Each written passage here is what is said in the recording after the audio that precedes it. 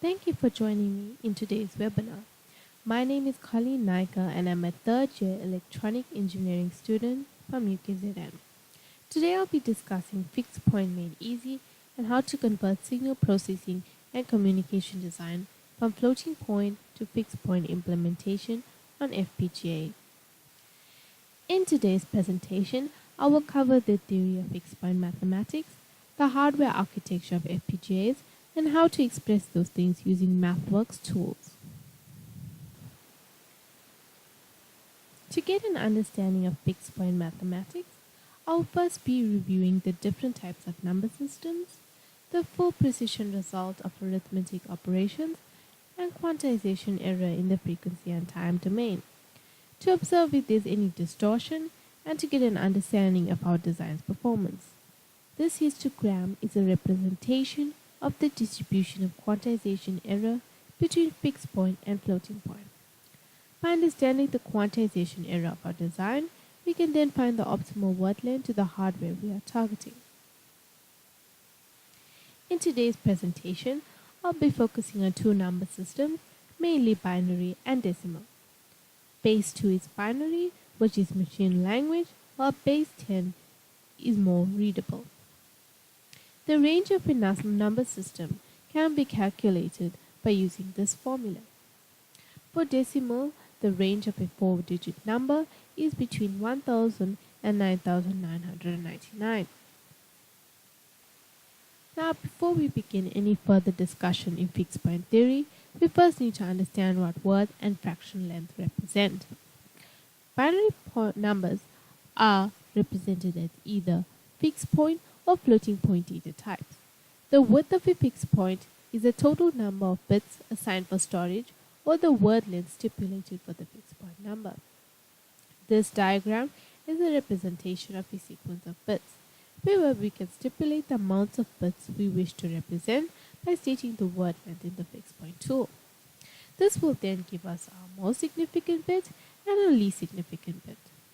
Fixed point data types can either be signed or unsigned. The most significant bit will tell us whether our number is signed or unsigned, meaning negative or positive.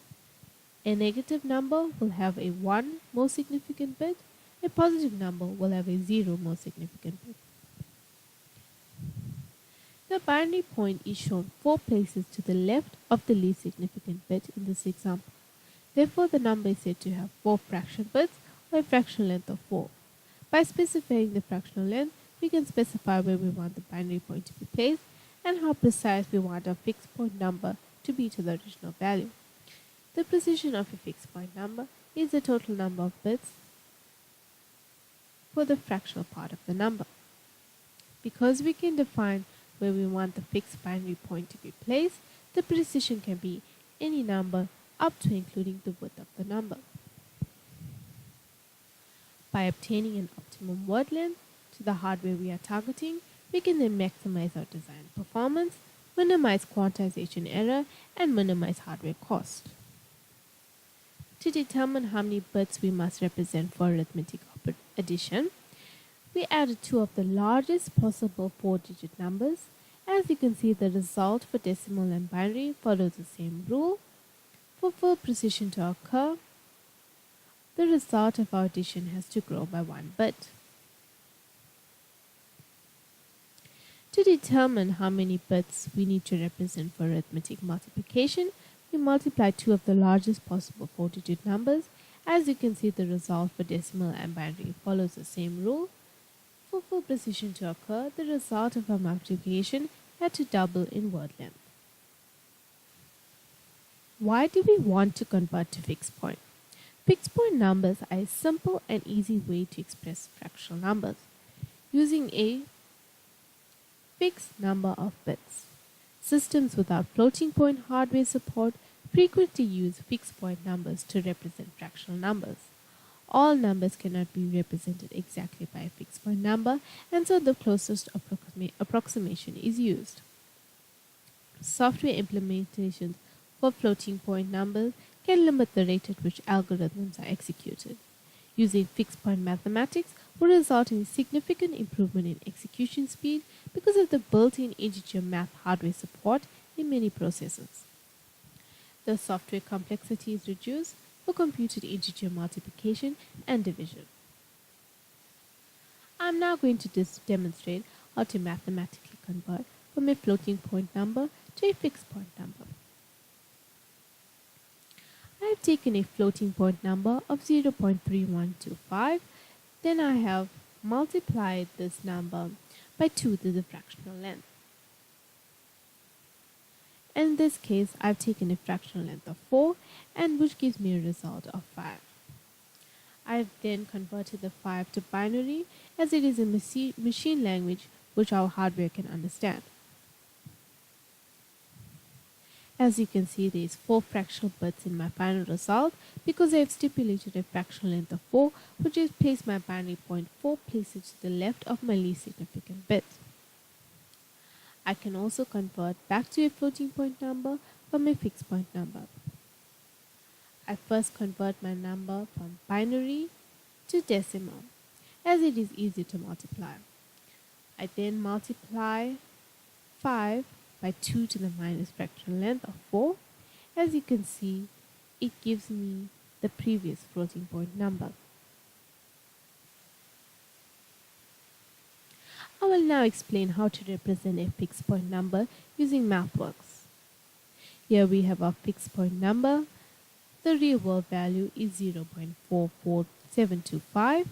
The 1 signifies that the number is signed, the 18 represents the word length, and 16 is the fractional length, which means that the binary point is placed 16 bits to the left of the least significant bit. To avoid word lengths becoming limiting, you periodically quantize it back to 18 bits. The natural length type of word length for an FPGA is 18 bits. And our result is 29311, which is a fixed point number. I will now discuss the error associated with using the fixed point method. From a scientific point of view, absolute error can be calculated by subtracting the measured value from the actual value. All numbers cannot be represented exactly by a fixed point number, and so the closest approximation is used. Therefore, there is a degree of error. However, this error can be minimized depending on the type of rounding mode you are using. Fixed point software offers several different rounding functions to meet the requirements of your design. In today's presentation, I'll be focusing on the floor and rounding modes. Floor rounds towards negative infinity, while round rounds towards the nearest decimal or integer.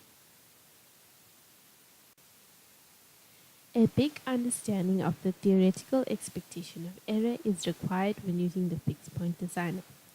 Assume uniform random variable delta as being 2 to the minus fractional length. If you are performing quantization, this is the finest quantization level you can obtain. To lop off all bits that go beyond delta. There's 2 popular ways of quantizing our number.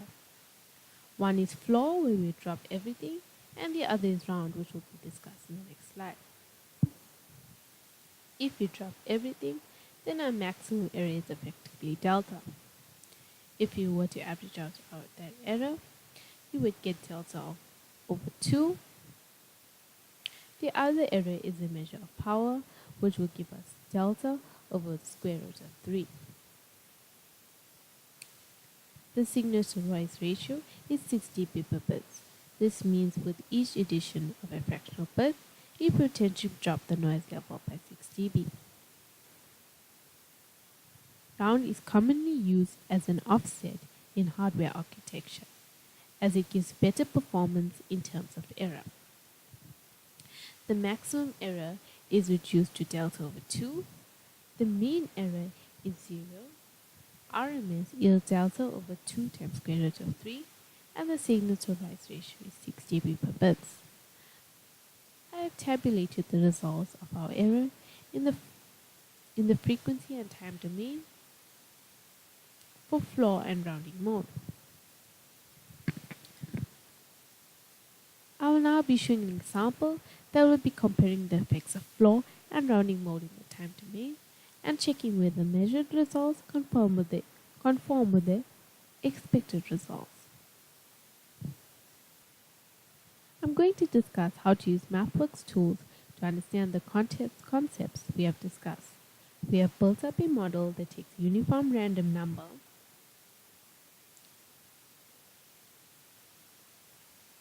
which is a number that goes from 0 to 100.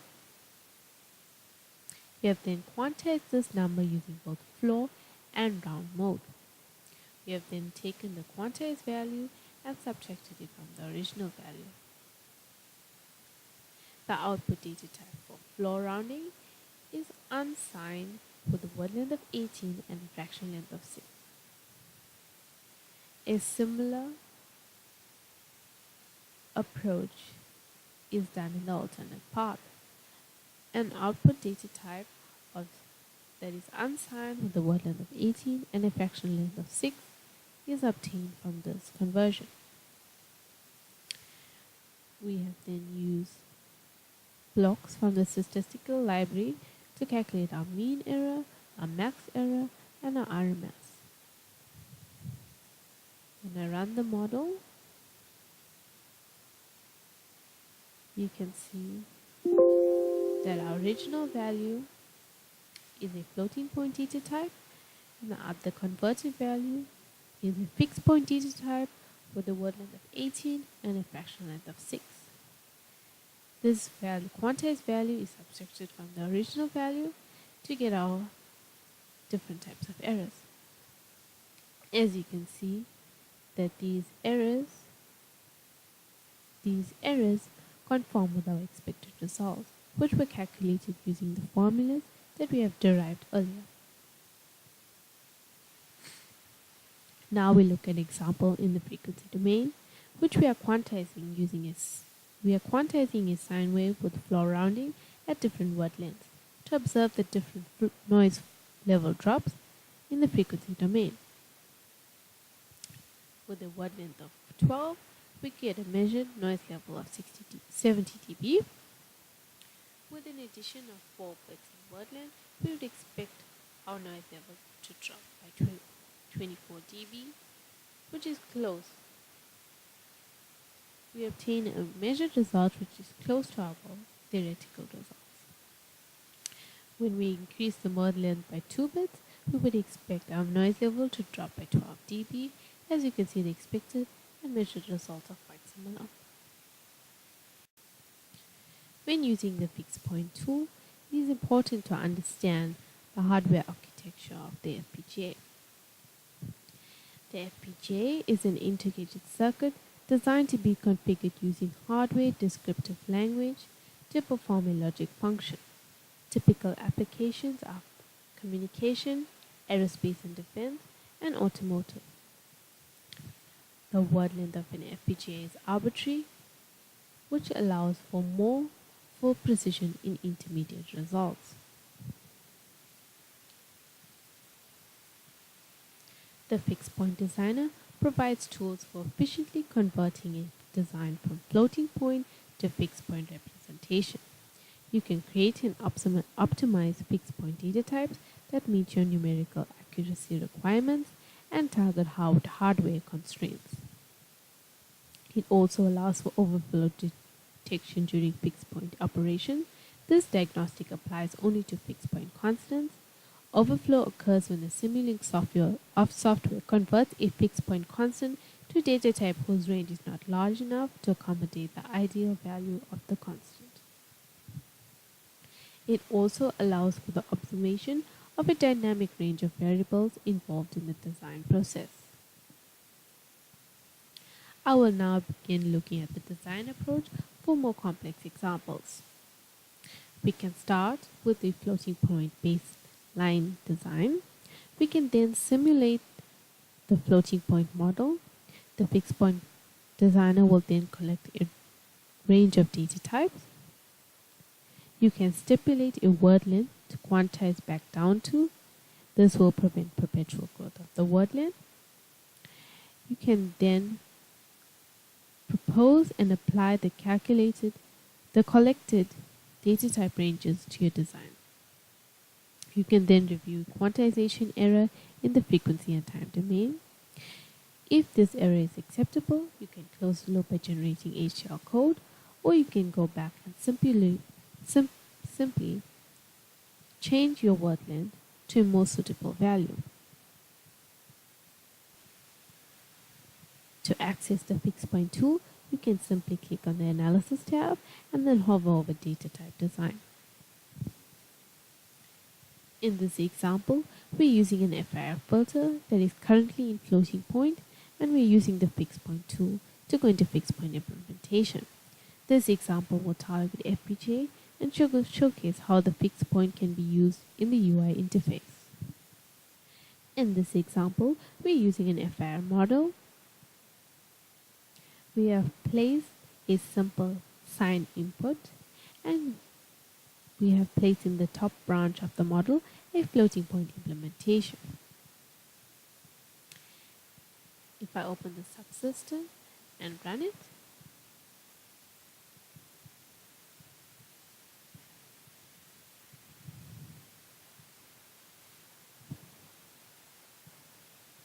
we can see the output data type of floating point.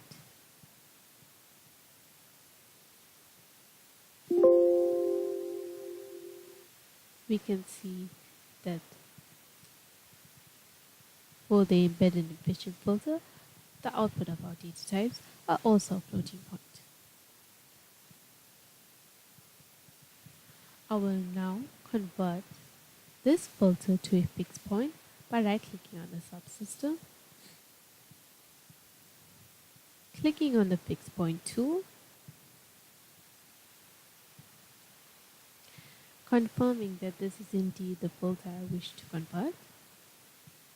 We can then simulate the model to collect data type ranges.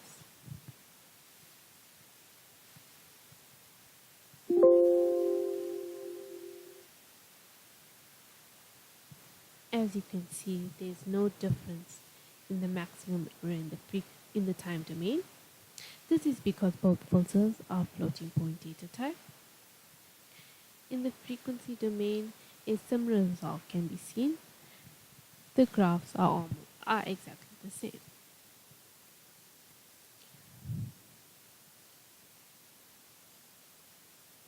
I will then target the fixed point tool .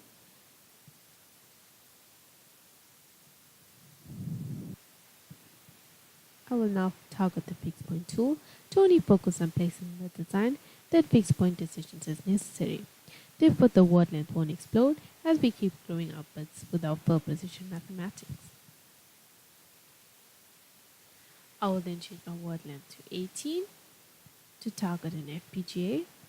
I can then propose these data types to my model.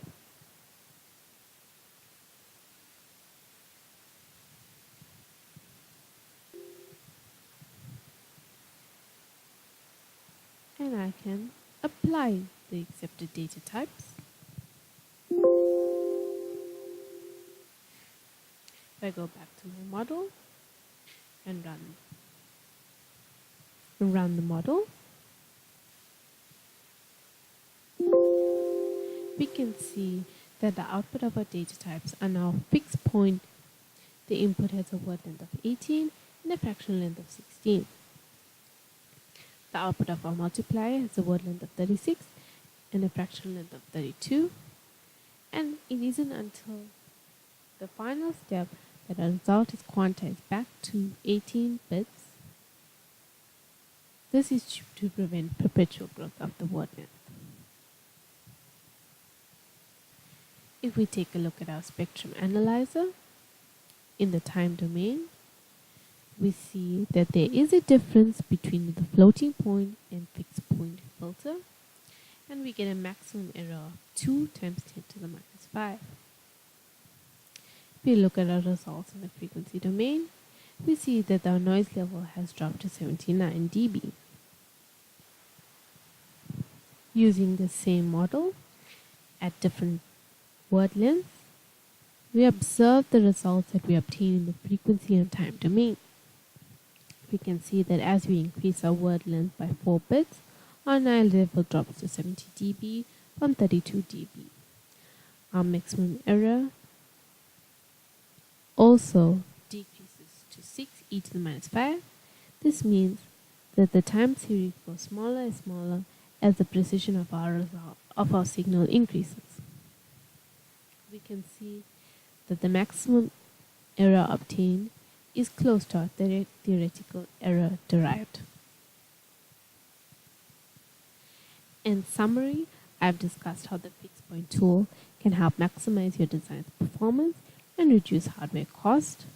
I've discussed the background to fixed point theory, derivations for full precision, how to convert a number from floating point to fixed point with optimum word length.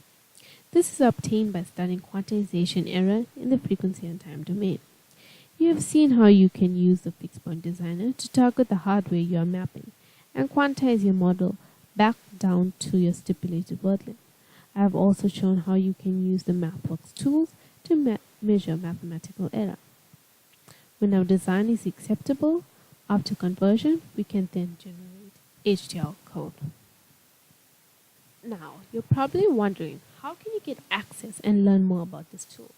Here at Opti-Num Solutions, we are the sole distributors of MathWorks products in the Southern Africa.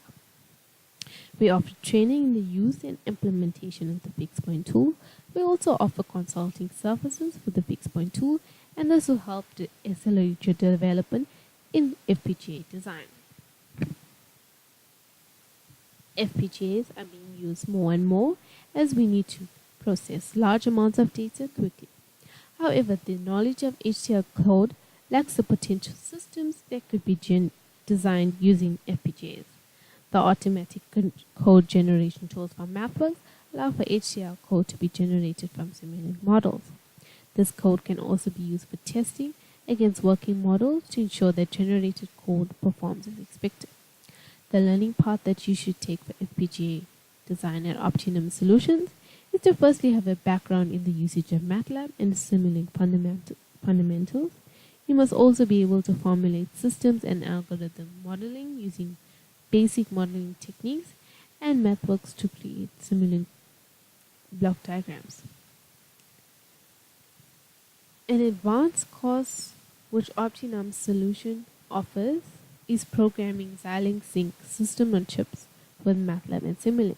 This is useful for applications such as motor control, video image processing, and software defined radios. If you want to explore more of the features of the fixed point tool, you can click on this link, which will direct you to the MathWorks website on Fixed Point Designer. You can also find additional information on how to automatically generate HDL code after you've converted your model. Here at Opti-Num, we can set up a trial for you of Fixed Point Designer so that you can test the tools out yourself and you can automatically generate HDL code. If you have a MATLAB or Simulink query, you can contact Opti-Num Solution, which is a team of experienced application engineers to provide technical support. Thank you.